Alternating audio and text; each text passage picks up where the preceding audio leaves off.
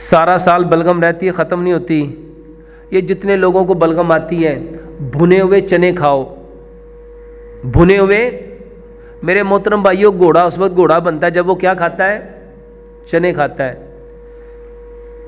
एक छटांग भुने हुए चने, उसमें 10 बादाम और 5 खजूरें। इसको अपनी आदत बना लो, इसको अपनी आदत बना लो। बेहतरीन दवाई है। और बलगम के खराज के लिए सजदे में जाके जोर जोर से खांसो। बलगम निकालने के लिए उसको जोर जोर से खांसो और लंबा सजदा करो। जितना लंबा सजदा करोगे आपके फेफड़े उतने मजबूत होंगे। देखो, जब हम खड़े होते हैं आपके फेफड़े 60% काम करते हैं। जब आप रुकू में जाते हो 70% काम करते हैं। जब आप सजदे में जाते हो सारे फेफड़े नीचे आ जाते हैं, सारे फेफड़े खुल जाते हैं, 100% काम करते हैं।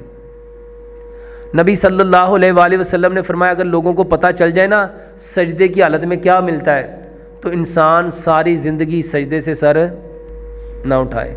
लंबा सजदा करो, इंशाल्लाह बलगम भी ख़त्म हो जाएगी।